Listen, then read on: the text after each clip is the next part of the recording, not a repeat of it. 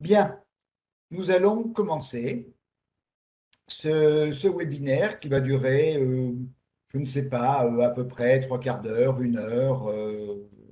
On verra en fonction des explications et des demandes d'explications que vous aurez à me faire.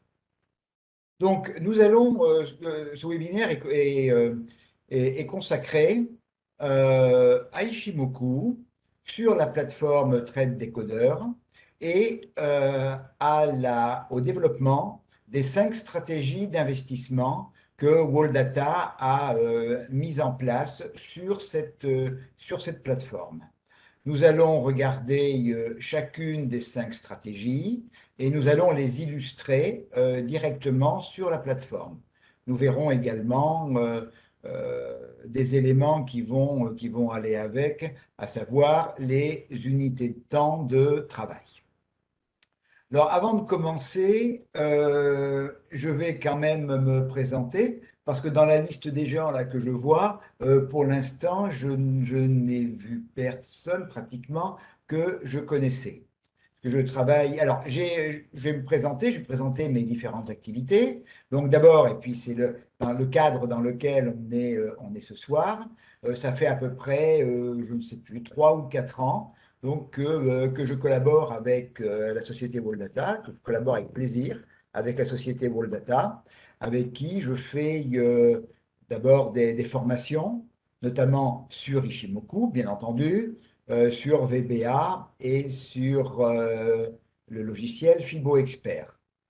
Et puis, on a fait des pontages, des sessions de pontage entre Ishimoku et VBA. Et puis, pour l'instant, c'est arrêté pour l'été, donc depuis à peu près un an, un webinaire mensuel dans lequel eh bien, on regarde les actifs les plus intéressants de la période et puis bah, ceux qui peuvent déclencher quelque chose dans la période qui vient. Je suis également associé dans une société, dans un cabinet qui s'appelle Next Momentum, dans lequel nous avons comme activité de faire de la formation en analyse technique et de faire également des recommandations boursières. Nous travaillons exclusivement avec des clients entreprises. Nous ne travaillons pas du tout, et c'est un choix de notre part, nous ne travaillons pas du tout avec les investisseurs individuels. Ensuite, je suis président actuellement d'une association qui est l'AFAT, l'Association française des analystes techniques, qui, comme son nom l'indique, est une association qui regroupe des investisseurs qui travaillent, qui prennent leurs décisions majoritairement en utilisant l'analyse technique. C'est une association qui a également une particularité qui est d'avoir en son sein comme membres à la fois des professionnels, des gens qui travaillent en banque, en fonds. On a des professionnels, des enseignants d'analyse technique, et on a un certain nombre de personnes qui ont monté, comme c'est notre cas, monté leur propre société et qui commercialisent leurs services. Donc voilà les 3 activités principales que sont les miennes. Alors, on va commencer donc tout de suite sur cette partie des stratégies Ishimoku qui ont été mises au point par Wall. Alors, il y en a 5, hein, comme vous devez probablement déjà le savoir. Alors, il y a la stratégie qui s'appelle TSKS Cross et qui utilise le croisement entre la Tenkan et la Kijun. La deuxième, c'est la KS Cross, donc qui est le croisement KS, donc Kijun Span, entre les prix et la Kijun. La troisième, c'est la Kumo Breakout, à savoir donc la sortie des prix du nuage. Sortie vers le haut ou sortie vers le bas, sortie haussière ou sortie baissière. La quatrième, qui est la Senkou Span Cross, qui est l'utilisation et ce qui peut se passer lorsque on approche ou on est sur un twist de nuage. Et la dernière, qui est la LS, donc Lagging Span Cross, qui est le croisement entre les prix et la lagging span. Alors, ces 5 stratégies, hein, je les utilise couramment, et comme tout le monde, il y en a que j'aime bien, ou il y en a que je trouve plus efficaces que les autres, et donc à chaque fois, je vais vous en parler. Je vais déjà vous indiquer que celle que j'ai volontairement mis en vert, qui est croisement prix Kijun, sortie des prix du nuage et croisement prix lagging span, sont de très loin mes préférés. Les deux autres présentent un réel intérêt également, donc croisement Tenkan, Kijun et twist de nuage. On va en parler de toute façon, on va les voir. Pour moi, ce sont un peu plus des stratégies qui viennent en complément avec les 3 premières. Les 3 premières sont vraiment des situations Ishimoku tout à fait importantes, tout à fait prioritaires. Un croisement des prix et de la Kijun, c'est on change un petit peu de paradigme, on change de vision, de nuage. On passe d'une situation où on ne pouvait pas acheter à une situation où on ne peut plus vendre. De la même manière, la sortie des prix du nuage est un moment particulièrement important dans l'évolution des cours lus à travers Ishimoku. Et lorsque les prix sortent du nuage, c'est un signe, c'est un signal particulièrement important, comme le croisement de la lagging span et des prix. Alors, on va les regarder plutôt, que j'appellerais dans mes ordres de préférence. Donc, on va commencer par la LS Cross, qui est le croisement entre la lagging span et les prix. On va passer un instant d'abord sur la plateforme hein, que vous avez ici. Alors, on va regarder ce soir essentiellement là le premier fichier marché que j'ai mis, donc c'est le CAC large 60. Alors, bon, ça dépend des périodes. Hein. Il y a des périodes où on a beaucoup de signaux. Et il y a d'autres périodes actuellement où les prix, certes, ils évoluent à la hausse. Le CAC est très positivement haussier, mais comment dire, il y a beaucoup de signaux qui sont déjà passés. C'est-à-dire que on a aujourd'hui, au niveau des actifs qui restent, c'est un petit peu les retardataires de la hausse. Nous allons regarder aussi, pour avoir un peu plus d'exemples, nous allons regarder l'indice plus large, qui est le CAC, le All Tradable, qui lui a, je crois, 275 ou 280 actifs, 279. Et là, ben, évidemment, il y en a beaucoup plus qui présentent un signal. Et puis, nous allons regarder également le Forex. Et on verra les types d'unités de temps que l'on va utiliser dans chacun de ces marchés. Alors, on va commencer, donc, comme je l'ai indiqué, par la stratégie LS Cross. On va regarder, on va chercher parmi les actifs qui sont là, des actifs qui ont déclenché un signal LS Cross, et puis on va expliquer on va expliquer le signal, le contenu du signal, à partir donc d'actifs qui ont montré le déclenchement, et on va voir avec différents niveaux de force. Alors, quand on travaille sur des actions, ou quand je travaille sur des actions, mon écran principal, c'est un écran jour. En général, quand on travaille là, je vais mettre le premier, qui a celui des LS Cross.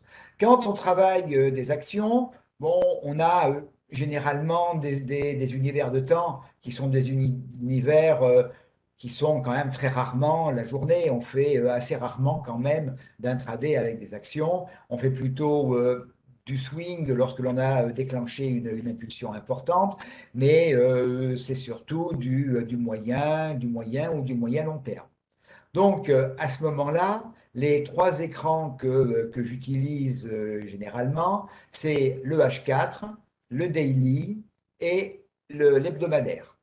L'hebdomadaire, c'est lui qui va me déterminer, je dirais, la stratégie long terme, c'est-à-dire l'évolution long terme au niveau de l'actif en question.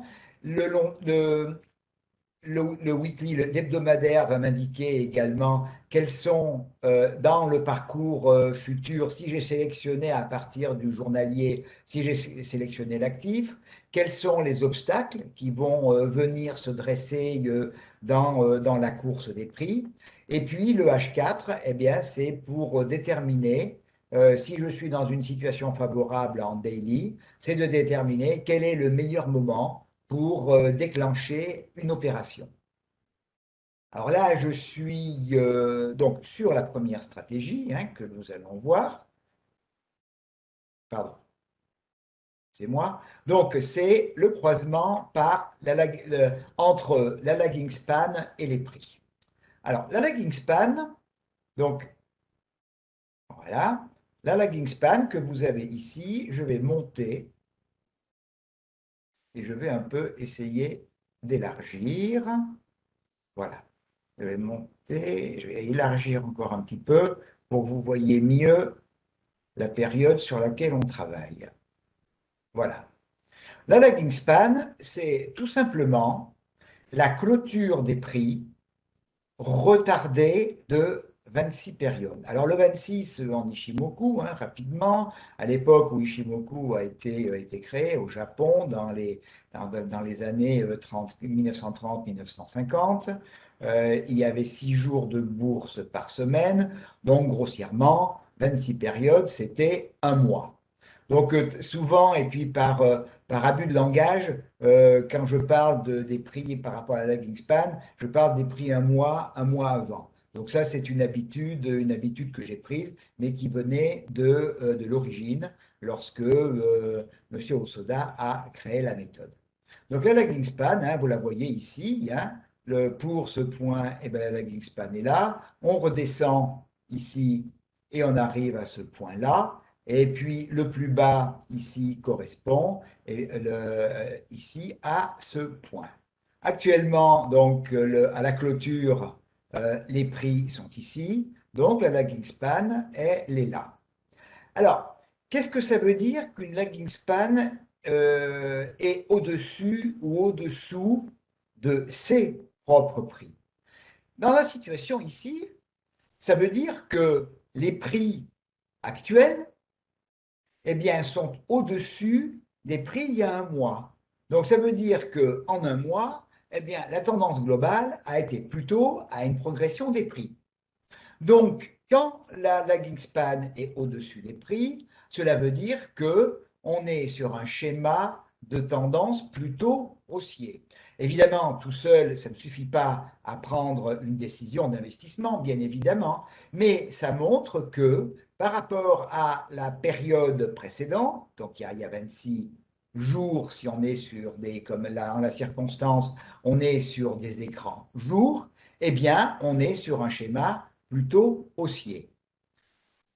Réciproquement, lorsque les prix sont en dessous, lorsque la lagging span est en dessous des prix, on le verra un peu pendant toute cette période, ça veut dire que les prix actuels, quand on était là, donc c'est à peu près cette période, sont en dessous des prix d'il y a 26 périodes, d'il y a un mois. Donc ça veut dire que, eh bien, en un mois, eh bien, le prix de l'action a baissé.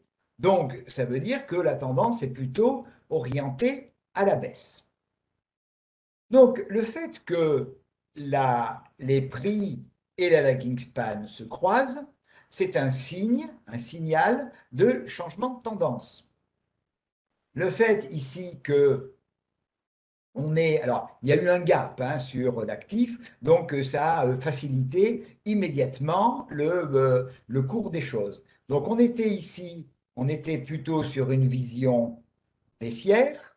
On a eu un gap qui a fait considérablement baisser les prix, et quelques jours après, eh bien, les prix sont venus bien au-dessus de ce qu'ils étaient il y a 26 périodes, même s'ils demeurent très en dessous de ce qu'ils étaient avant.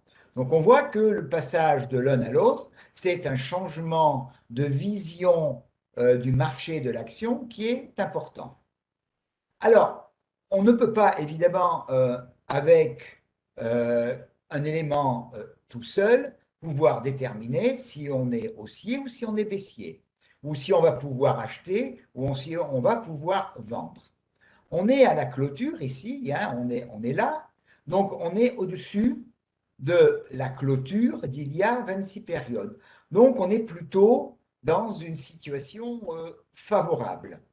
Oui, mais le premier point important et le premier point qui vient apporter un gros bémol à cette vision favorable, c'est que eh bien, les prix sont largement, enfin, sont en dessous d'un nuage qui est quand même relativement épais. Ce qui veut dire que pour être véritablement haussier, et on va le voir quand on regardera les sorties de nuages, pour que le marché de l'actif devienne haussier, il faut qu'il franchisse son nuage. Ça veut dire aujourd'hui que tant qu'on n'a pas passé des niveaux qui sont ici, c'est-à-dire à 10,42, 10,62, rappelons qu'on est à 7,50, le marché, il est toujours baissier. Alors, on est mieux qu'il y a un mois, mais par contre, on n'est toujours pas en tendance haussière. Rappelons qu'en Ishimoku, la tendance, elle est haussière quand les prix sont au-dessus du nuage, et la tendance, elle est baissière quand les prix sont en dessous du nuage. Et on voit là que, eh bien, ça fait quand même un certain temps que les prix sont en dessous du nuage. Ça veut dire qu'on est vraiment dans un... C'est très sensible. Il y a un peu de mal. Hop. On voit que ça fait quand même un moment qu'on a cassé le nuage ici. On a tenté un peu plus tard, au mois de mai, début mai ici, de venir rechercher le nuage et de repasser au-dessus, et ça n'a pas fonctionné. Donc, l'actif, lui, il est en tendance baissière. Si, pour une raison ou une autre, on était ou on voulait envisager de faire un achat, parce que là, on est sur une stratégie basée sur la lagging span, c'est-à-dire lagging span au-dessus donc de la clôture d'il y a 26 journées.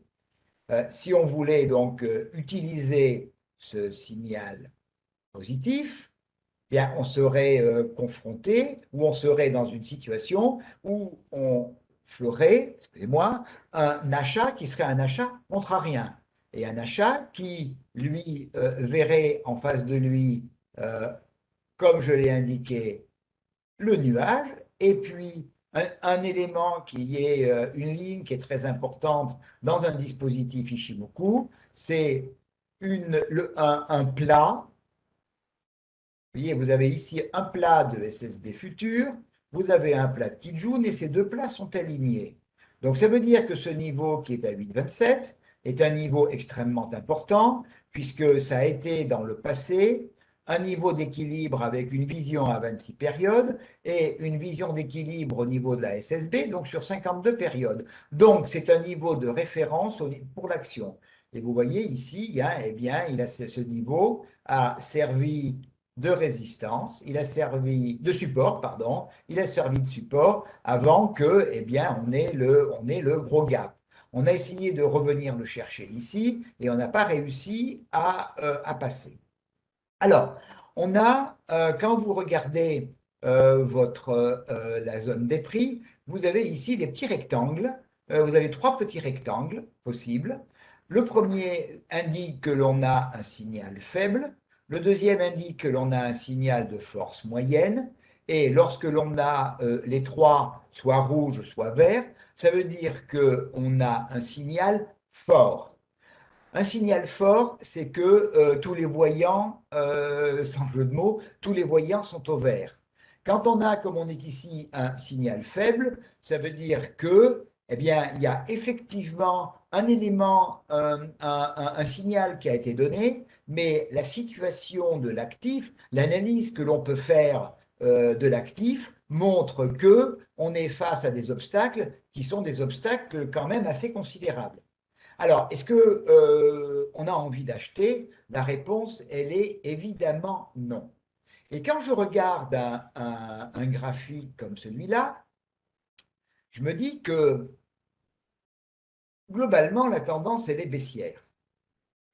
Donc, si j'arrive dans le futur et le logiciel me donnera, lui, le signal le moment venu, mais je peux déjà, comment dire, un peu anticiper et pousser ma réflexion concernant l'action Avicenne. Si je me trouve en dessous de ce niveau. Donc là, vous voyez que c'est un support et je vais également passer, pour voir un petit peu plus avant ce que me donne mon actif, je vais passer en hebdomadaire et je vois que en hebdomadaire, ce niveau ici est un niveau qui est particulièrement important puisque ce niveau ici, il a été franchi en déclenchant un gap. Ici, pendant des semaines, il a servi de support. On est remonté, mais on est vite revenu le chercher comme support. Et à un moment donné, bon, le niveau a cassé.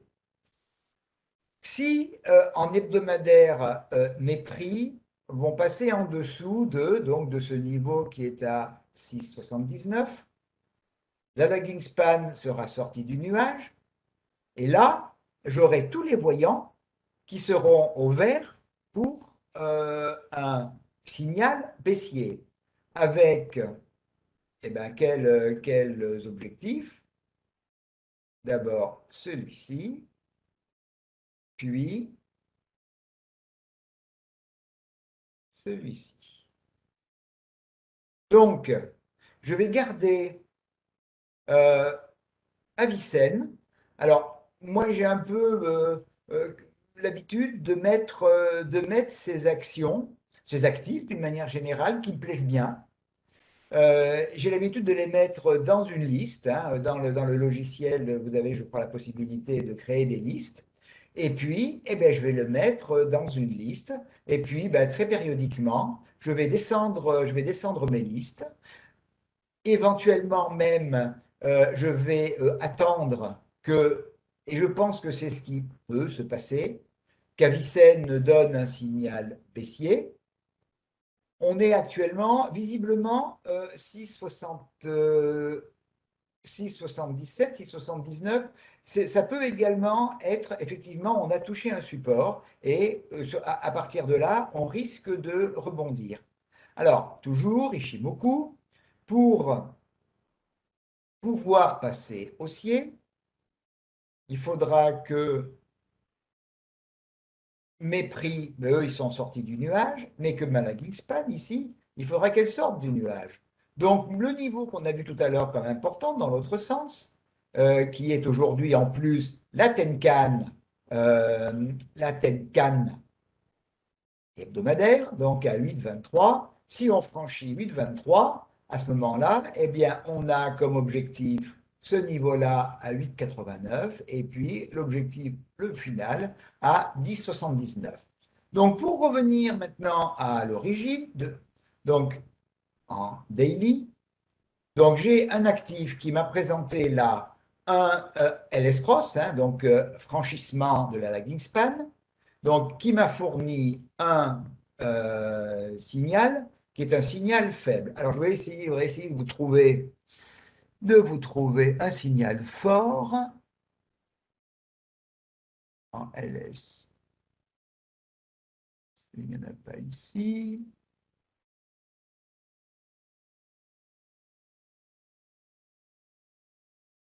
Voilà. Là, j'en ai un. Alors, Lumibird. Alors, qu'est-ce qui se passe? Pour l'instant, l'actif est dans un range.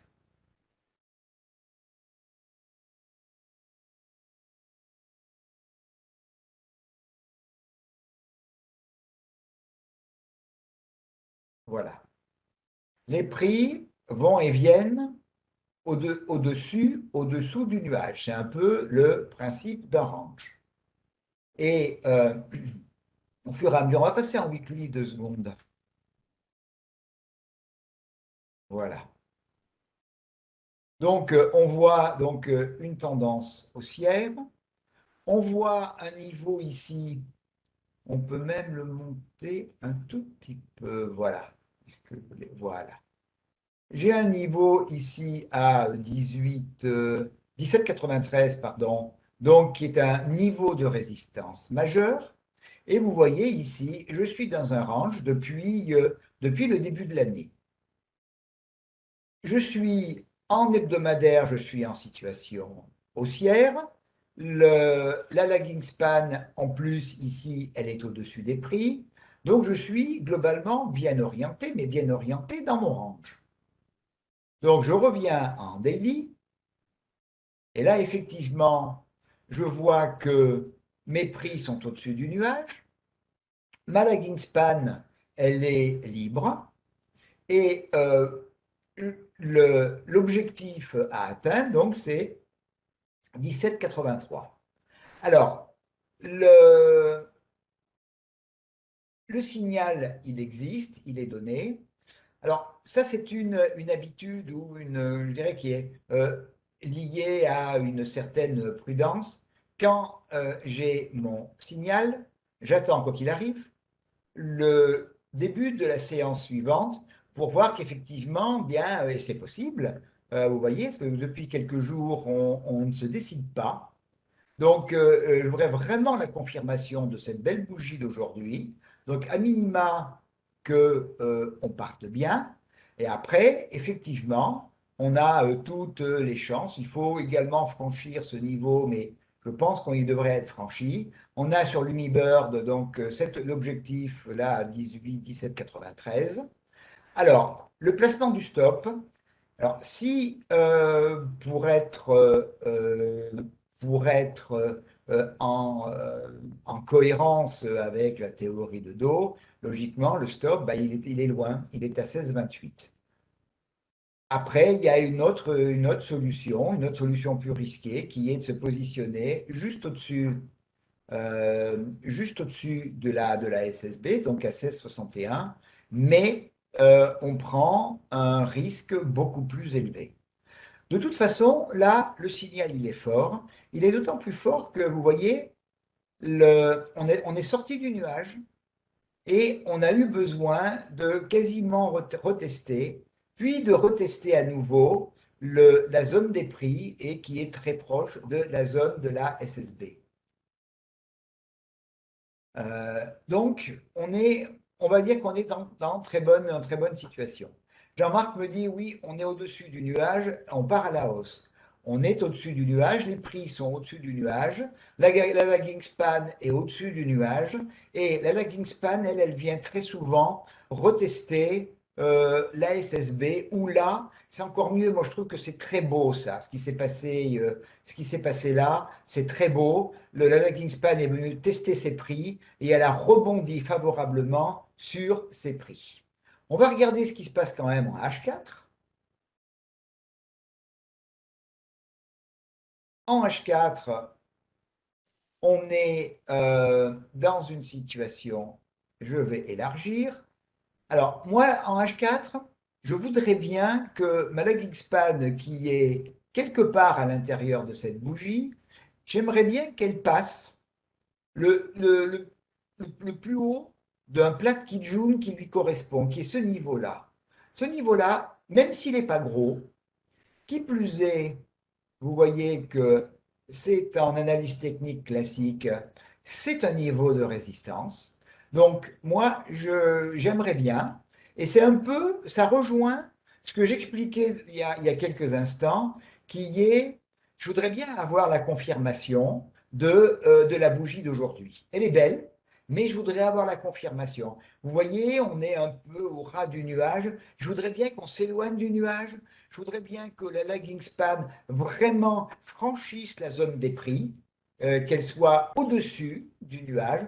Donc c'est vraiment au-dessus de 17,11. C'est une clôture H4 au-dessus de 17,11 qui me donnera véritablement une beaucoup plus grande sécurité. Alors, Teddy me demande comment on sait quand on part pour un swing trading. Alors, euh, vous ne le savez pas, je dirais de manière forcée. Euh, il, faut, euh, il faut regarder quels sont. Je pense qu'on va trouver dans le reste du webinaire, on va trouver un exemple. Si vous vous trouvez avec un obstacle, si je suis en daily, je travaille sur des actions, si j'ai un obstacle avec un écran hebdomadaire, si j'ai une résistance en hebdomadaire qui n'est pas très très éloignée, eh bien, je vais me dire que je ne vais pas forcément m'attaquer violemment à une résistance hebdomadaire, et peut-être que je vais me donner comme objectif cette résistance hebdomadaire, et ce d'autant plus qu'il faut que je sois dans une dynamique qui me permette d'aller en 2 jours, 3 jours, je ne peux pas le savoir, aller toucher ce niveau.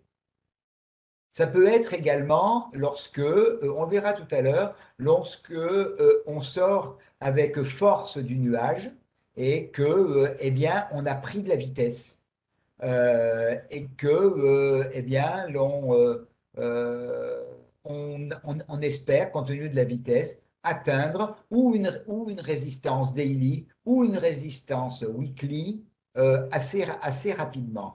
Et à ce moment-là, quand je me mets en H4, je peux tout à fait travailler avec un écran H4 et travailler surtout H4 puis daily. Et vous voyez ici, si je dépasse mon 17-11, mon stop il est là maintenant.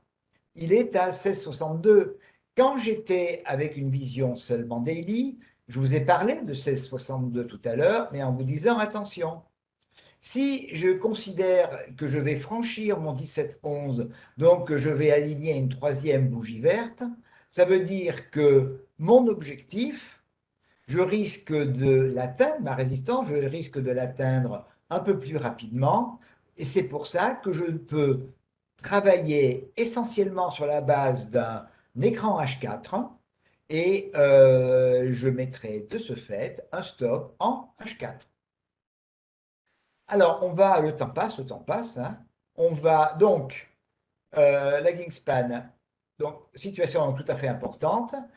C'est le franchissement par la lagging span d'un obstacle majeur, c'est-à-dire les prix d'il y a 26 périodes. Donc, si on franchit vers le haut, on confirme que l'on est dans un biais haussier, puisque les prix aujourd'hui sont au-dessus des prix d'il y a 26 périodes, ou a contrario, c'est la remise en cause d'une tendance baissière. Mais si on est en tendance baissière et que l'on franchit la zone des prix, on est quand même toujours sous le nuage et le signal qui sera donné sera un signal qui sera faible si on est en dessous du nuage, moyen si on est à l'intérieur du nuage. En tout état de cause, si on décidait de prendre une position, ce serait une position contrarienne. De la même manière, le même franchissement dans le bas, bon, ben, c'est exactement le contraire.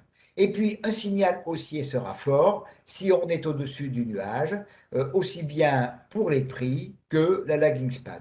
C'est la situation la meilleure. Et pareil pour un signal baissier.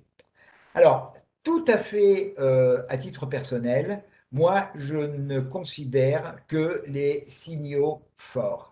Il y a tellement d'actifs présents sur le marché que j'ai pas envie de prendre des risques avec des situations qui sont un petit peu moyennes. Je préfère des situations qui sont extrêmement claires, dans lesquelles une tendance s'est vraiment mise en place et plus on arrive dans une situation où prix et LS, lagging span, pardon, sont au-dessus du nuage, eh bien, plus j'aurai une situation qui sera amenée à perdurer et qui sera favorable. On va passer au deuxième. Alors, on en a déjà un tout petit peu parlé. C'est les stratégies. Donc, Kumo, moi je dis nuage, hein, je n'utilise pas les termes japonais. Mais donc, c'est Kumo breakout, c'est sortie des prix du nuage. Alors, ça, évidemment, c'est une approche qui est évidemment très importante. C'est lorsque les prix sortent vers le haut du nuage, en Ishimoku, on considère qu'on est en tendance haussière. Si on sort du nuage par le haut, au-dessus de la SSB, ça veut dire que cette SSB, surtout plane, c'est niveau caractéristique, un niveau de référence au niveau de l'action, et que si on passe au-dessus de ce niveau, véritablement, eh bien, on est au-dessus de la référence que le marché a considérée depuis 52 plus 26, 78 périodes, puisque la SSB, c'est le point médian de 52 périodes projeté en avant de 26. Donc, c'est euh, en daily, donc c'est à peu près 4 mois c'est le point médian sur 4 mois. Quand on passe au-dessus, vraiment, c'est qu'on est dans la bonne partie du marché et à ce moment-là, on passe en tendance haussière. Et le contraire dans l'autre sens. Alors là, on va le voir également sur les graphiques. Euh, c'est un moment privilégié, mais comme une hirondelle ne fait pas le printemps, comment dire, un seul élément comme celui-là est insuffisant pour prendre position. Donc, on va utiliser le signal qui est donné par le logiciel. En fait, un logiciel comme celui-là, sur Trade Decoder, le logiciel Ishimoku, donc au lieu d'être obligé sur le CAC All Tradable de regarder 279 actifs, le logiciel, et c'est sa vertu et sa force principale, c'est de vous en sélectionner 52 et en vous indiquant d'abord, eh bien, quelle est euh, la stratégie qui a donné un signal, et puis la force du signal. Alors, quand on est sur un signal fort, on est là vraiment, il faut s'y arrêter. On va aller tout de suite là. Je vois qu'on est. Non, c'est pas un Kumo. Je vais prendre un Kumo avec 3. Donc, je trouve un Kumo 3. Voilà, Pernod Ricard. Voilà, Pernod Ricard, je suis en daily. Oh là là, très sensible mon truc. Donc, le schéma est celui-là. Vous voyez donc les prix, donc ils sont au niveau juste au-dessus. La lagging span est juste au-dessus de la clôture d'il y a 26 périodes. Et les prix sont juste au-dessus ouais, carrément au niveau du nuage. Alors, oui, le signal, il a une vraie force dans la mesure où bon, la lagging span est au-dessus de sa propre Kijun. Les prix sont un peu au ras du nuage. Mais quand j'ai un signal, un élément de ce type-là, il est clair que demain, je vais aller regarder Pernod Ricard. Puisque là, on est quelque part, que ce soit pour les prix que ce soit pour la lagging span, on est un peu à la croisée des chemins. Si on repart vers le bas, eh ben, je vais me trouver avec une lagging span en dessous, qui risque d'aller en dessous des prix. Donc, il ne faut surtout pas, au niveau de la lagging span, que je descende en dessous de sa Kijun. Puisque en dessous de Kijun, c'est plutôt un message baissier. Donc, j'ai ce niveau-là qui est un niveau particulièrement important. Alors, je vais regarder maintenant en hebdomadaire ce que ça peut donner. Alors là, je suis dans le cas, alors j'ai essayé sans, voilà, aller trop fort. Donc on voit, alors là, bon, Pernod Ricard, vous avez vu, c'est une tendance très très haussière, et les niveaux actuels sont des niveaux de plus haut historique. Et donc on a Pernod, un plus haut historique qui est ici.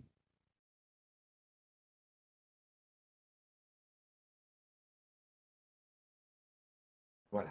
Donc je reviens en daily. Donc demain, ce que j'attends, c'est que les prix sortent vraiment avec nettement du nuage, qui sont limites, et que derrière, la lagging span, euh, pardon, excusez-moi, non, je dis une bêtise, la lagging span, elle est là. Pardon. Ça ne change pas grand-chose au raisonnement. Ma lagging span, elle est là. Elle est juste, donc, à la limite, elle est ric-rac, ric-rac, ric-rac. Et moi, je n'aime pas le ric-rac. Moi, je veux un signal qui est fort. Et il est fort dans la mesure où on est à la limite de la sortie pour les prix et à la limite pour la lagging span. Donc, demain matin, je regarde si je franchis, si je passe au-dessus, si je passe au-dessus donc de la zone des prix. Donc que je sois au-dessus de ce niveau-là. À ce moment-là, oui, et si mes prix donc, passent au-dessus, sortent vraiment du nuage, donc à 185,34. Donc si je franchis ce niveau de 185,34, eh bien j'aurai tous les voyants qui sont ouverts en direction de ce niveau-là qui a été un niveau de résistance, 187,12 et 190,78. Est-ce que j'en ai un deuxième?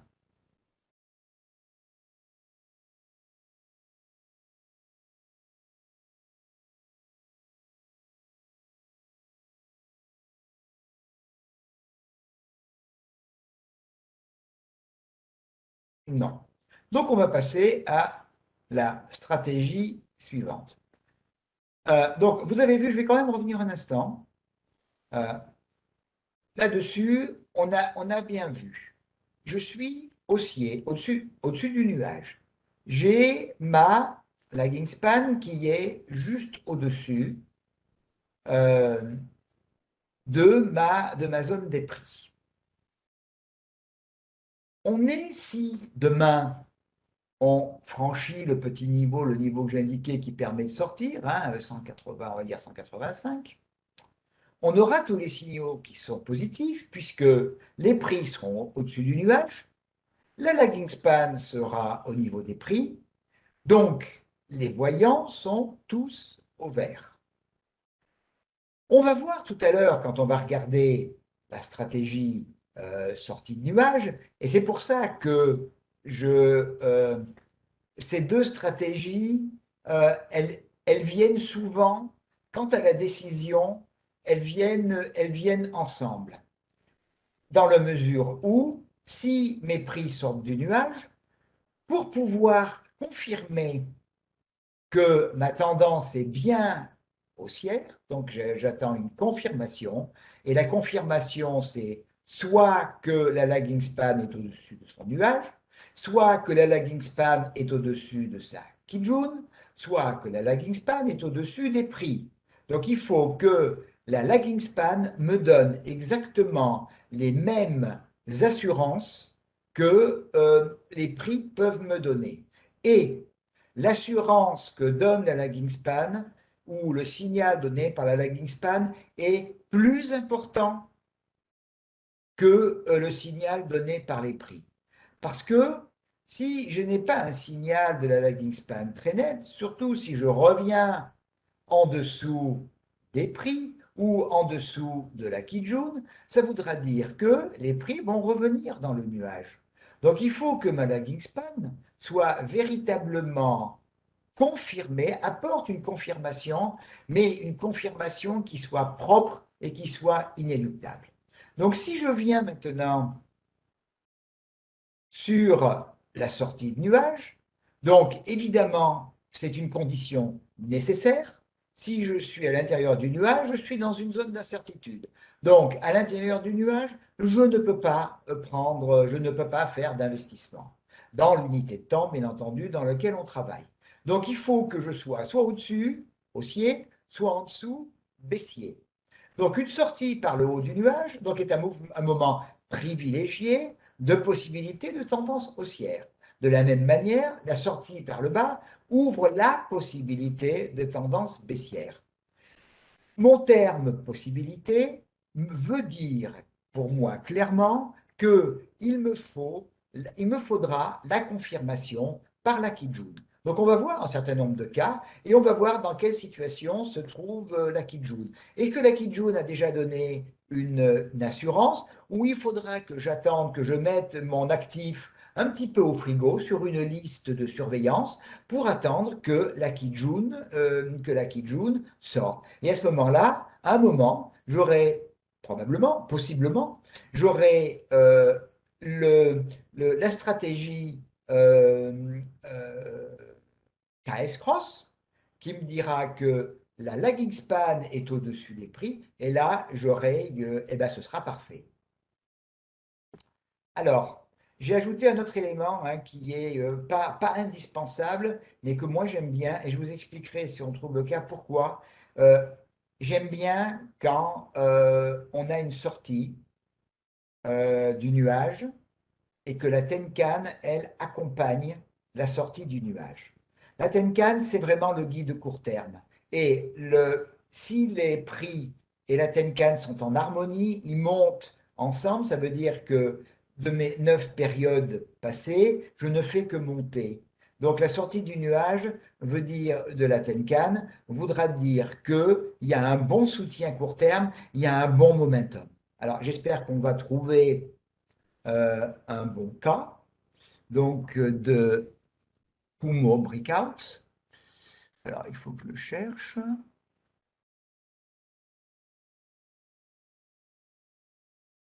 Là, j'ai un 2, deux éléments. Je veux bien avoir un 3. J'aime bien les signaux forts, comme je voulais. Voilà, Roberté.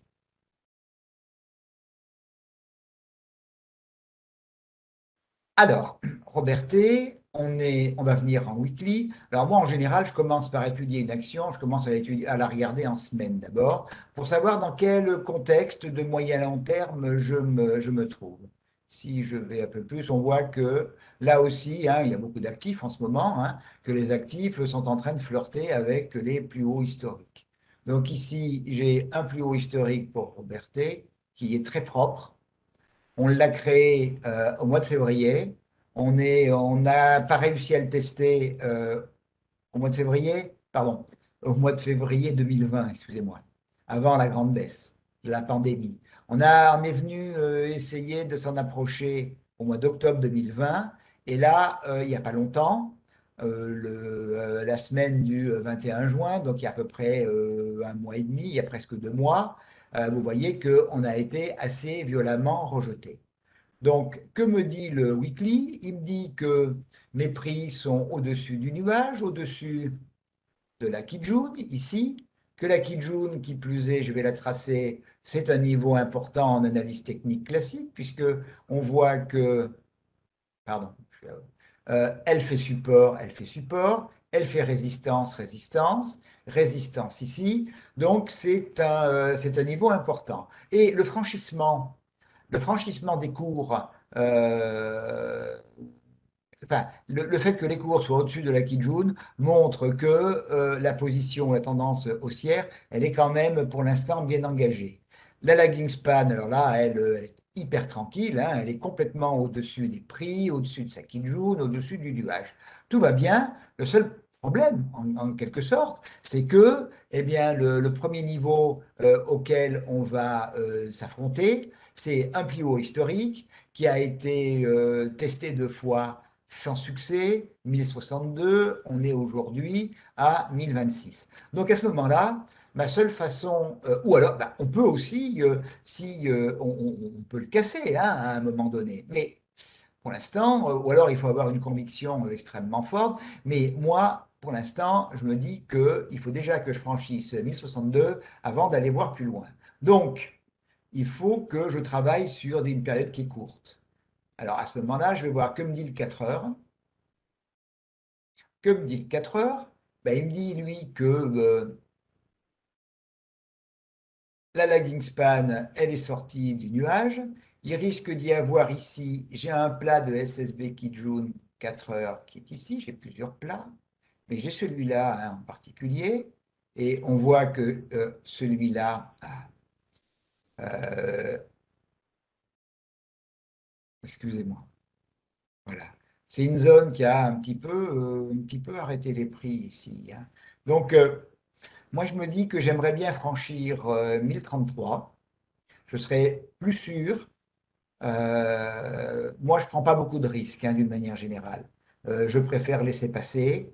Euh, mais j'aime bien ici, là, on va dire que tous les signaux sont au vert. Alors, Entre le fait d'attendre ce niveau ou de rentrer tout de suite, eh bien, je vais avoir, si on va au bout, eh bien, j'aurai un gain qui sera moindre, mais j'aurai une sécurité qui sera plus forte. Donc, c'est toujours un peu on ne peut pas avoir tout. On ne peut pas avoir le beurre et l'argent du beurre. Ou on gagne en sécurité, mais on perd en gain. Soit on gagne en gain, mais on perd en sécurité. Je sais que je vais travailler, je vais faire là vraiment la question que me posait Teddy tout à l'heure. Eh bien, je suis vraiment dans une situation, une vision de swing trading, parce que je ne vais pas attendre 3 mois pour passer de 1033 à 1068, 1028 ou 1033 pour aller à 1068. Donc, je vais travailler avec un écran H4, éventuellement un écran H1. Ici, mon stop, il est très clair. Mon stop, il est là. Je fais un peu abstraction de cet excès. Donc, mon stop, il est ici, il est à 1008.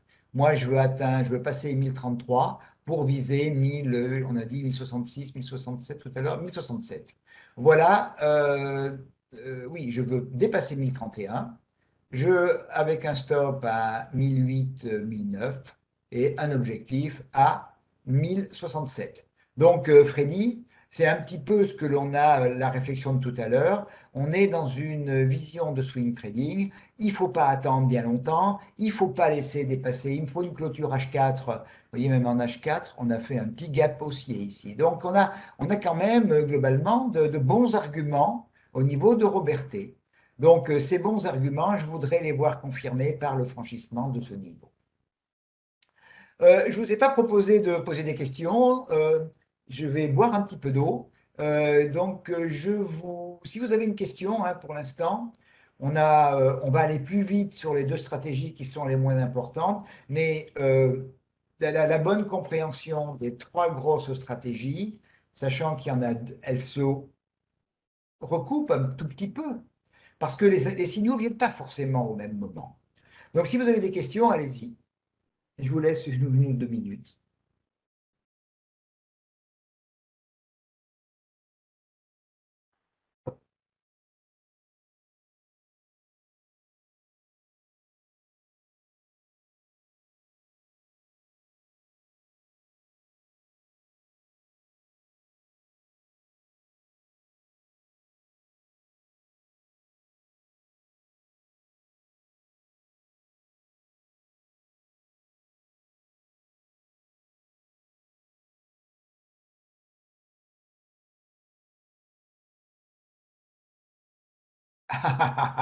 Bonne question, Teddy. Ne faudrait-il pas combiner l'Ishimoku avec les Fibo pour les retournements?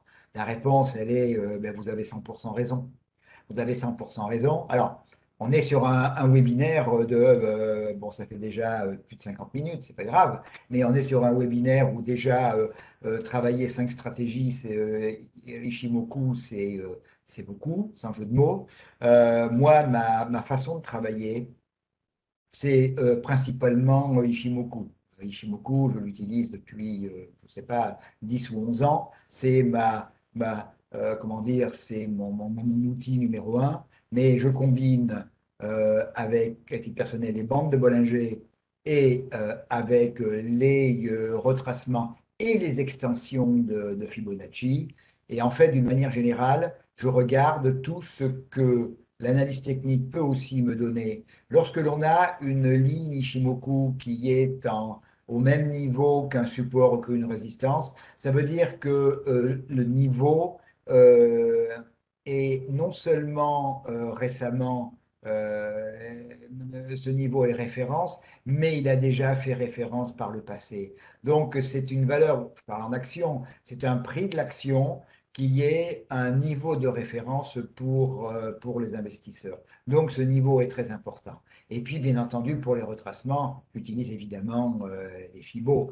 Et aujourd'hui, on a pas mal d'actifs qui sont sur leur plus haut historique.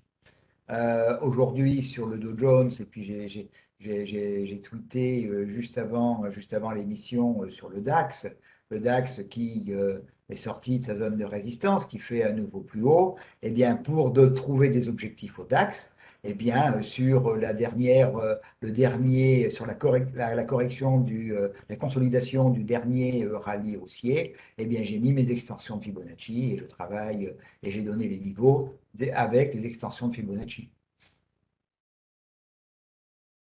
Alors, l'Ishimoku est plus adapté pour le swing trading que le scalping. Non, non, non, Ishimoku fonctionne sur tout.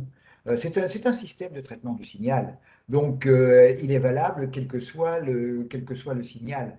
Il marche sur tous les actifs. Il marche euh, sur toutes les unités de temps. C'est un traitement du signal. Et on n'a pas parlé, mais un des intérêts de la lagging span, et c'est pour ça que on ne prend pas de position sans qu'il y ait confirmation par la lagging span.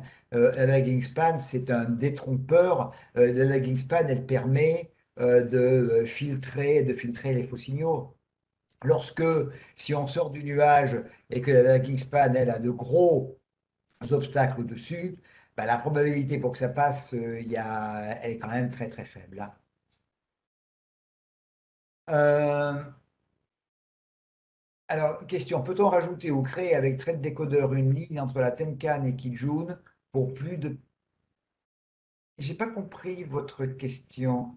Peut-on rajouter ou créer avec trade décodeur une ligne entre la Tenkan et Kijun pour plus de pertinence et de confirmation?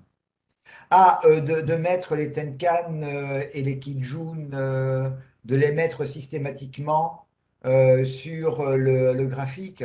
Alors, moi, je les mets lorsque je suis dans la zone des prix, parce que si vous mettez tous les plats de Tenkan et tous les plats de Kijun, vous n'allez absolument plus rien y voir. Donc, lorsque je suis en situation de réflexion par rapport à un actif, évidemment, je vais regarder comment il se comporte par rapport au nuage, par rapport au plat, au pluriel, plat de la Kingspan, de Kijun, pardon, que l'on a pu avoir dans le passé, c'est-à-dire des points, des niveaux qui sont des niveaux donc de référence du marché.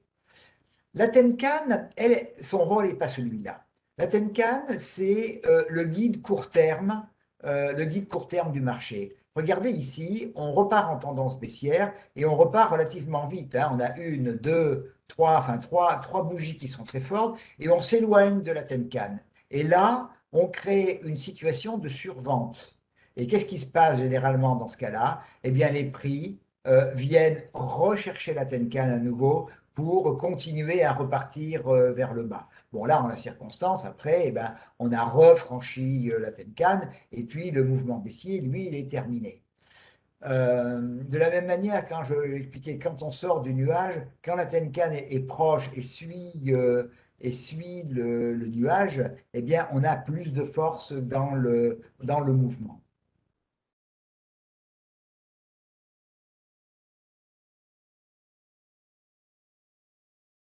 Alors, bon, c'est difficile de répondre à votre question. C'est-à-dire, en appliquant Ishimoku, en moyenne, on a un taux de réussite de trade gagnant de combien? Tout dépend. Il suffit pas d'avoir une méthode d'analyse et puis de prendre des décisions de décision là en la circonstance. Moi, je ne vous ai pas parlé tout à l'heure sur l'actif précédent, je ne vous ai pas parlé d'investissement. Je vous ai dit où serait un objectif, où serait un stop et avec les assurances que la Kingspan et prix, eux, sont dans une situation favorable. Mais sur cette situation, il y en a qui vont dire, oh là là, moi, j'ai un ratio rendement-risque qui est trop faible pour moi. Moi, j'ai des gens il leur suffit de 23 à 4 pour rentrer en position. Moi, globalement, en dessous d'un ratio rendement-risque de 1,8, je ne regarde même pas. Donc, c'est assez compliqué de vous donner des statistiques parce que avec des mêmes situations, avec les mêmes données, vous allez avoir selon l'appétit ou comment dire la crainte du risque d'un investisseur, certains vont rentrer en position, certains non. Il y a des gens qui vont rentrer avec des ratios rendement-risque faibles et pourtant ça va marcher. Il y en a qui vont rentrer avec des ratios rendement-risque forts et puis finalement ça ne va pas aller au bout. Donc c'est compliqué. Parce que la seule chose que je peux vous dire, Teddy, c'est que si j'ai commencé Ishimoku en 2010, je crois. Ouais, quelque chose comme ça. Si j'avais pas découvert Ishimoku, j'aurais arrêté le trading. Parce que ça faisait 2 ans que je tradais, je ne gagnais pas d'argent. J'ai essayé à peu près tous les indicateurs, j'ai fait à peu près n'importe quoi. Et c'est Ishimoku qui m'a donné un cadre de réflexion qui m'a tout à fait satisfait. Et alors, j'ai pas gagné de l'argent tout de suite, hein, bien entendu. J'ai mis encore 2 ans parce qu'on a toujours les biais anciens. Et aujourd'hui, la lecture, elle se fait, je dirais, j'ai même pas besoin de lire. C'est normal, j'ai vu des dizaines de milliers d'écrans, donc forcément, je travaille avec des réflexes. C'est beaucoup plus facile, hein, évidemment, de travailler avec des réflexes avec le temps. Alors, moi, je vois très bien et je ne pourrais pas en cacher une. Mais ma question, est-ce que l'on peut, avec Trade Decoder, créer une sixième ligne qui serait plus pertinente que Tenkan ou Kijun? Alors, ma réponse, elle est clairement non. Elle est clairement non parce que, euh, d'abord, cette ligne, vous l'avez. Alors, vous ne l'avez pas tout à fait exactement comme ça. Vous avez la SSA. La SSA, donc qui est la ligne rapide du nuage, ici, la SSA, c'est Tenkan plus Kijun divisé par 2, mais projeté 26 périodes en amont. Euh, elle, euh, elle va rien vous donner parce que vous êtes en train de comparer une ligne qui est un guide de très court terme et un guide de moyen terme. Chacun a son rôle.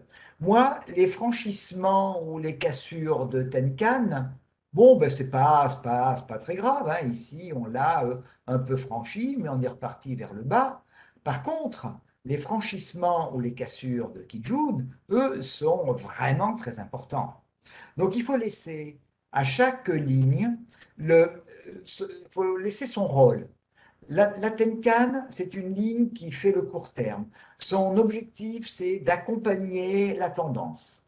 La Kijun, c'est une ligne de moyen terme. Donc, elle accompagne la tendance sur le moyen terme. Quand elle est franchie, on a un signal de moyen terme qui est tout à fait significatif. Hein, vous voyez ici, on a, que ce soit la Kijun ou un plat de Kijun, hein, ou un plat surtout ici récent, vous voyez la bougie d'aujourd'hui, elle est superbe parce qu'elle est venue après deux franchissements, mais alors des franchissements timides, hein, avec une méchante bougie au milieu, inquiétante. Donc aujourd'hui, la bougie du jour, elle nous a éloignés du plat de Kijun, elle nous a permis de sortir des nuages, et puis, eh bien, ma lagging span, elle, en même temps, elle est passée au-dessus de la zone des prix. Le signal, petite parenthèse, le signal qu'utilise le, le logiciel, c'est la lagging span, elle, c'est la clôture. Donc, elle compare à tout moment le niveau de la lagging span, comme si on arrêtait la bougie immédiatement, elle la compare à la clôture. Moi, je suis plus exigeant que je mets une contrainte supplémentaire. Je ne veux pas que la lagging span soit à l'intérieur de la bougie précédente. Vous avez une grosse bougie, donc il y a eu beaucoup de volatilité à très court terme. Donc, je me méfie. Donc, je veux véritablement que la zone des prix de la part de la Tenkan soit franchie. Vous voyez ici, on a attaqué, moi j'appelle ça le mur des prix pour la lagging span ici. Donc on avait quand même des niveaux qui étaient importants. On a commencé par franchir, on a franchi ici, et puis ce n'est qu'en fin de journée, puisque vous voyez, on a clôturé au plus haut, ce n'est qu'en fin de journée qu'on est passé au-dessus. Donc tout au long de la journée, la lagging span était à l'intérieur de la bougie, mais ça veut dire que ça pouvait mal se terminer. Et puis j'ai aussi, en plus, j'ai écrit dans la première slide, c'est que moi, je ne travaille que sur des bougies clôturées, quelle que soit l'unité de temps que l'on considère. Donc, moi, je considère maintenant, on est au-dessus de la zone des prix. Le risque qu'on a, ben, ce serait de passer en dessous ici, hein, demain. Alors c'est pour ça que j'explique également que même si on est bien là, indépendamment de ce niveau dont j'ai parlé, moi j'attends toujours, quand on est en jour, j'attends toujours l'ouverture plus 1 heure, 2 heures, hein. Je regarde mon H4 et lorsque effectivement le H4 et même le H1 me montrent que le mouvement ici est vraiment amené à continuer et que le niveau que j'ai indiqué, ben, il est sûr qu'il soit franchi, là à ce moment-là on y va. Alors, dernière question, parce que je voudrais quand même que l'on finisse avec Kumo et que je vous explique quand même rapidement les deux stratégies, ça ira plus vite parce qu'elles sont moins importantes. Euh, oui, alors le webinaire, je voudrais savoir s'il sera mis en ligne en replay. La réponse, elle est oui, et globalement, il sera mis en ligne demain, hein. Appelez euh, la personne avec qui vous êtes en correspondance chez World Data et vous dira, moi par expérience, j'en ai fait quand même pas mal des webinaires avec World Data, généralement sur fin de matinée, au pire début d'après-midi le webinaire est en ligne et moi, j'envoie le PowerPoint également à World Data. Alors, je crois qu'en général, ils vous l'adressent. Donc, Croc66, soyez pas inquiets, vous l'aurez. On continue notre Kumo Break. Et là, je cherchais si j'en ai un autre. Celui-là, c'est quoi là?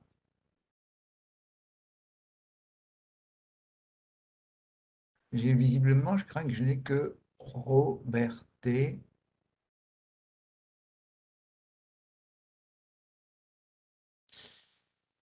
Alors là, j'ai Pernod Ricard. Donc, on est à peu près dans la même situation. On est à peu près dans la même situation que Roberté. À savoir, bon, là, ma lagging span, elle est ici, vous la voyez là, juste au-dessus de, mais c'est, vous voyez, c'est vraiment ric-rac, hein. J'ai le signal, mais le signal est hyper ric-rac à nouveau, puisque je suis juste au-dessus de la clôture d'il y a 26 périodes, et mes prix, ils sont à la limite de la sortie. Donc, de la même manière, bon, là, c'est vraiment la même chose. J'attendrai demain. J'attendrai également le franchissement de ce plat de Kijun, parce que c'est un niveau de référence, parce qu'il a servi également ici, il a arrêté les prix, il a arrêté les prix ici, il arrête les prix ici également pour le moment. Vous voyez ce niveau-là. Hop, voilà, ce plat de Kijun. Vous voyez, il a fait résistance ici, on n'est pas réussi, on n'est même pas allé jusqu'à le toucher. Et puis vous voyez, on est depuis 2 jours, on est quasiment à son contact. Donc il faut le franchir. Il faut le franchir pour aller, eh bien, j'ai un premier niveau ici à 188,34 et après 190,75 qui est, je dis pas si je dis pas de bêtises, là aussi un plus haut historique pour Pernod Ricard. Alors, on va voir maintenant quand même les deux dernières stratégies.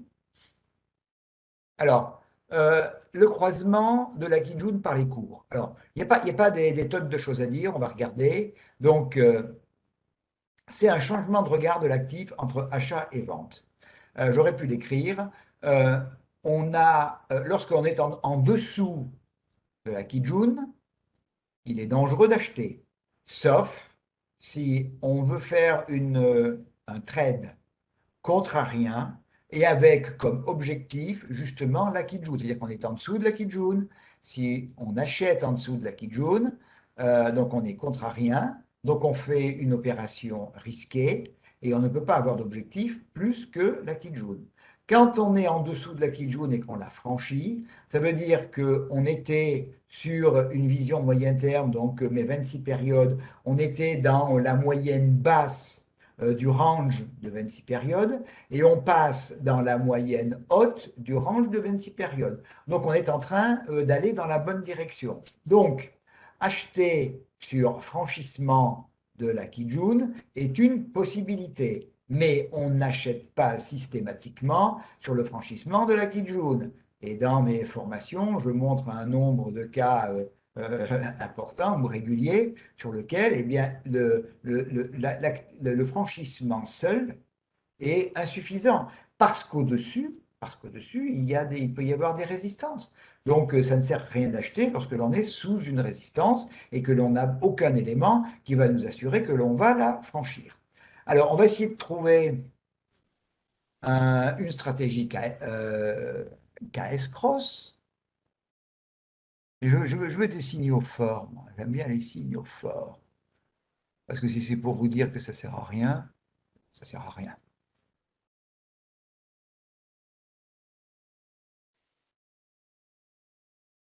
Alors, on va revenir.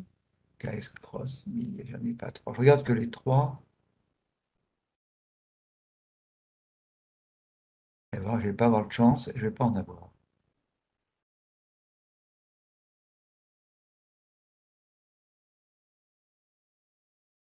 Ah, si j'en ai un quand même. Guillemot. Ouais. Alors, toujours quand j'attaque un actif, je vais d'abord regarder en weekly, enfin surtout, enfin une action. Je vais regarder en weekly ce qui se passe. Alors en weekly, on a eu un rallye absolument fabuleux, hein. On est passé de 1,73 € à 18,35 €. On a fait 10 fois la mise. Et puis, bah, depuis, on est plutôt en consolidation. On est en consolidation avec plusieurs choses. La première, on a ici une très belle zone de support. C'est un très gros support ici, hein, de moyen long terme, puisque vous voyez, il a fallu 3 semaines pour le franchir. On est revenu le tester. Et puis ici, il a fait support, il a fait support, il a fait support. Et pour l'instant, cette semaine, il fait support. C'est 11,48. Par contre, on est sous la Kijun. Par contre, on est dans le nuage. Donc, à long terme, on est, je dirais, un petit peu en zone un petit peu incertaine. J'ai un niveau ici.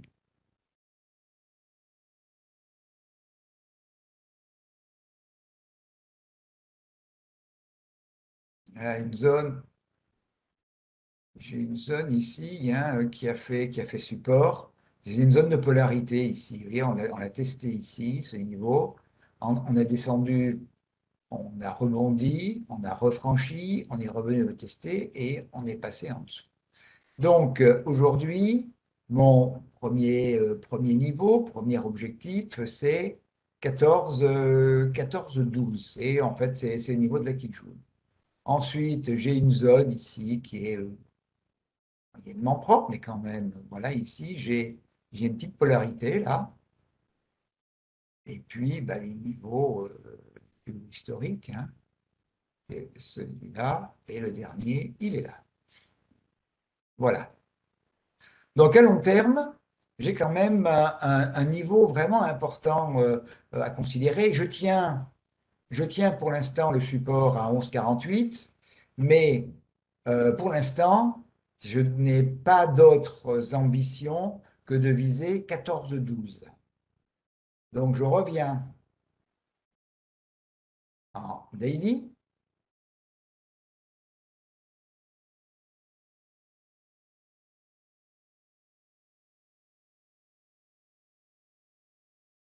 Et là, effectivement, j'ai un signal qui est baissier parce que effectivement, on a cassé la Kijun. Donc, comme je vous indiquais, si on casse la Kijun, c'est difficile d'acheter, puisqu'on est entre le plus haut et le plus bas des 26 dernières périodes, qui est en gros entre ce point et ce point, on est dans la zone basse. Donc, c'est difficile d'acheter. Mais ce que je peux vendre, ben, si je vends, ma lagging span, elle est libre, donc elle peut continuer à baisser, elle est baissière, hein. Donc, si je vends, ben, j'ai un objectif qui est très court, qui est à 11,49, hein. Je suis à 11,88, j'ai un stop qui est à 12,55, ça me fait un ratio rendement-risque de 0,8. Bon, allez, après, là, chacun décide de ce qu'il peut faire. Moi, j'achète pas à titre personnel et je vends pas non plus. Pourquoi? Parce que, eh bien, j'ai un objectif qui est vraiment très proche. Alors, ayant franchi la Kijun, la probabilité de venir chercher ce niveau-là, 11,49, est vraiment fort probable. Par contre, oui, et je suis toujours donc en daily, en tendance baissière, et je vais rester en tendance baissière tant que, on l'a vu, eh ben, je ne suis pas sorti dans le futur du nuage. Alors, voilà, donc après donc, le 30 août, donc, si je devais faire un peu un scénario, je pense que je vais me promener dans cette zone où je vais casser évidemment le niveau de 11,49, ou si je ne le casse pas, je vais me balader dans une espèce de range entre 11,49 et 12,69. Et si au début du mois de septembre, effectivement, j'arrive à franchir ce niveau-là, eh ben, j'aurai comme objectif le niveau de 14,06.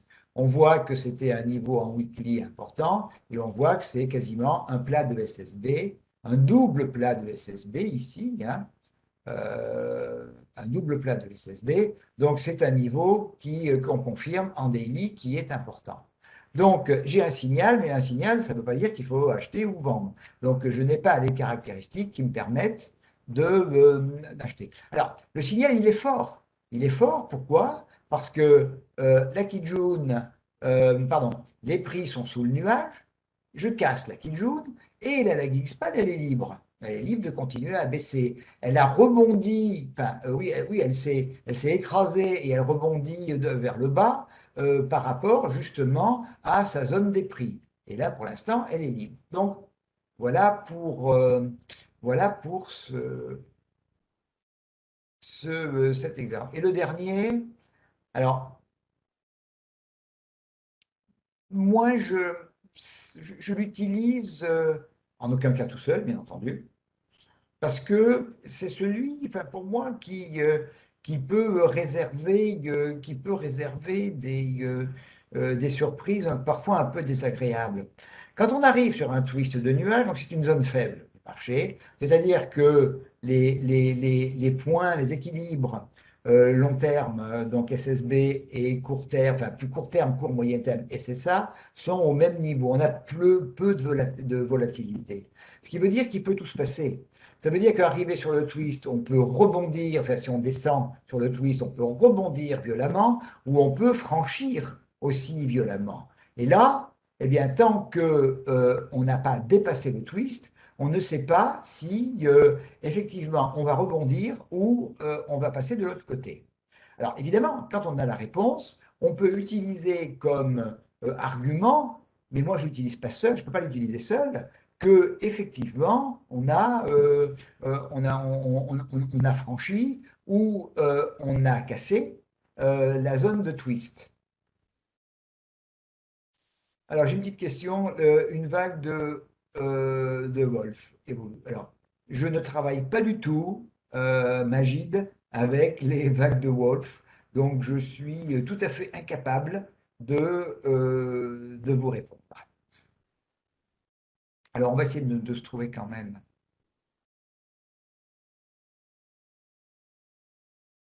Est-ce que des signaux forts? Le twist parenthèse ici. Alors, le voilà. Donc, je vais agrandir. Je suis bien en jour. Voilà. Alors, pour moi, euh, le logiciel, il dit, j'arrive.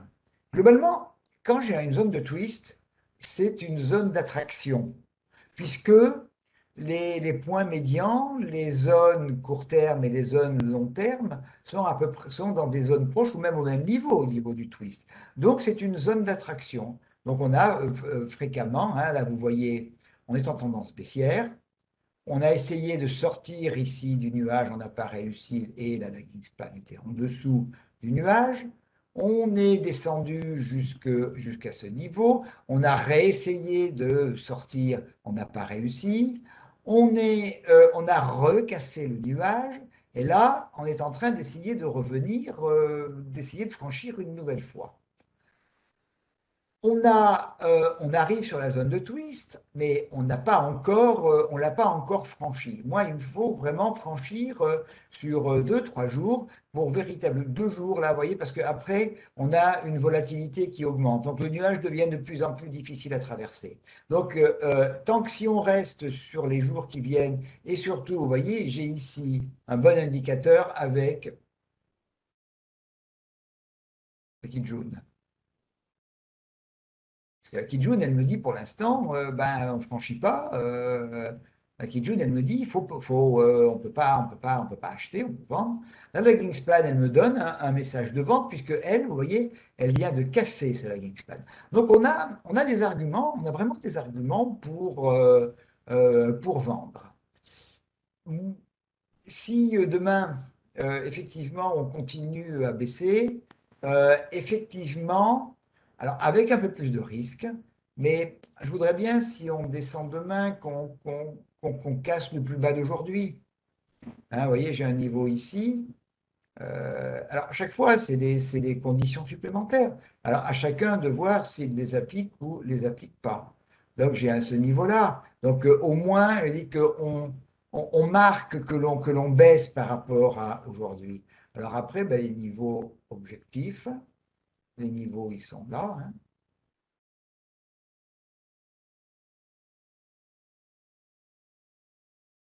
J'ai ce niveau-là comme objectif. J'ai celui-là qui est propre. Puis, j'ai... pardon.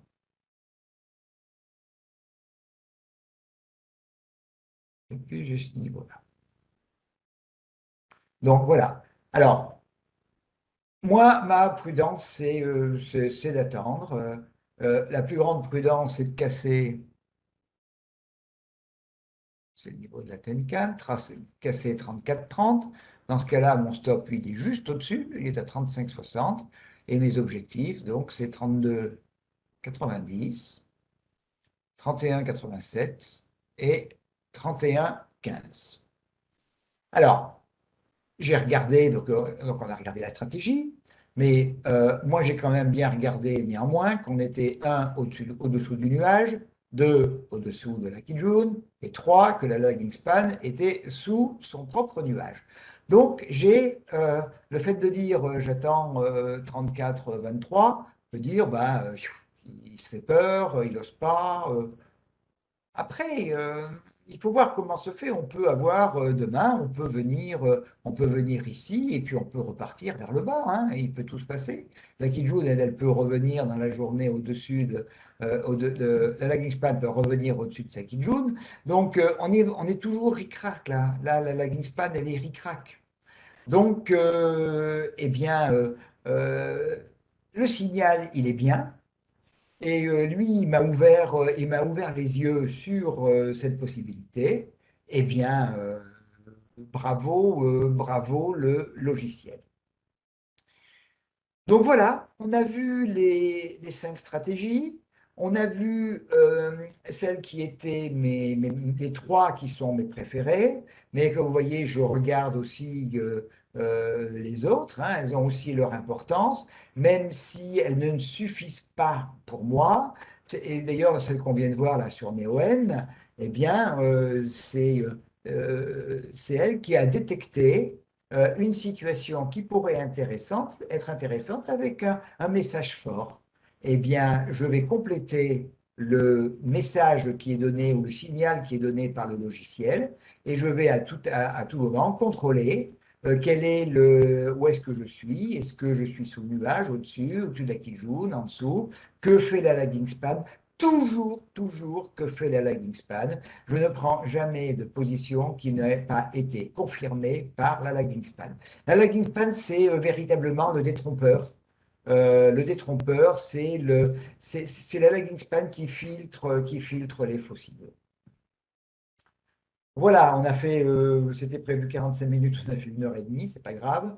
Je prends encore une dernière question et puis nous allons nous quitter.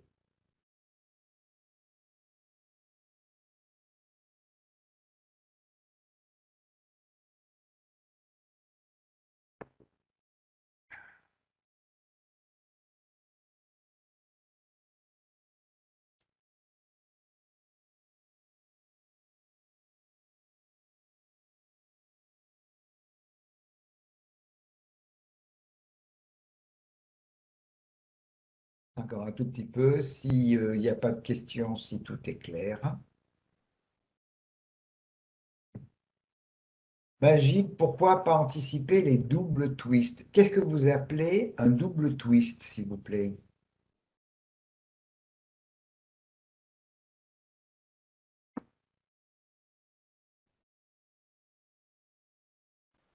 Oui, Teddy, j'ai dit tout à l'heure, hein. Ben, un twist, Magic, c'est un twist c'est forcément un twist de nuage, hein. Ici, c'est un twist. Il y a pas de double twist. Le twist, c'est le moment où SSA et SSB se croisent, où on passe d'un nuage qui est dit baissier à un nuage qui est dit haussier.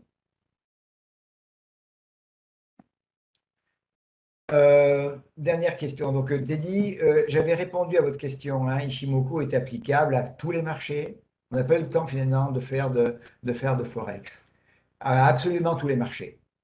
C'est un traitement du signal. Donc, il s'applique à tout de suite de prix.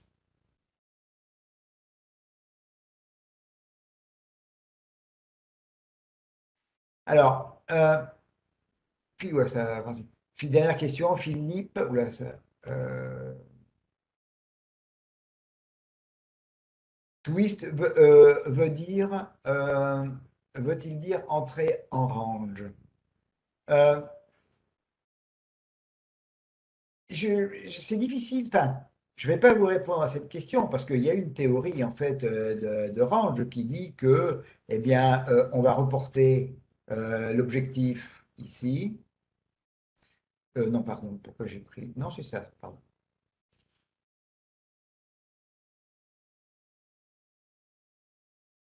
On va reporter, si on franchit, on va reporter cet élément. Je fais une bêtise. Voilà, au-dessus. On dit que l'objectif, il est là. Alors, cet objectif, bah, il correspond à quoi? Il correspond moyennement à une zone, pardon, à une zone importante. Bon, il est un petit peu, on va descendre un petit peu en dessous. Et donc, c'est un peu la notion, c'est que si on franchit, on va rentrer dans une vision justement de range. On a des nuages qui s'aplatissent. Mais je peux pas faire l'expliquer comme ça. Je vais même enlever. Euh, voilà. Mais écoutez, je vous remercie d'avoir d'être tous restés jusqu'à la fin de cette heure et demie. Si vous avez des questions, eh bien, adressez-vous à Wall qui me transmettra les questions que vous pouvez avoir. En général, quand Wall me les transmet, j'envoie à Wall la réponse dans les 24 heures. Eh bien, j'espère que ce webinaire vous aura. On est allé un peu vite, hein, c'est difficile de faire autant en si peu de temps. Vous aura donné l'envie d'aller plus loin avec Ishimoku et de pouvoir utiliser favorablement les 5 stratégies que propose Trade Decoder. Bonne soirée à tous et bons investissements. Au revoir.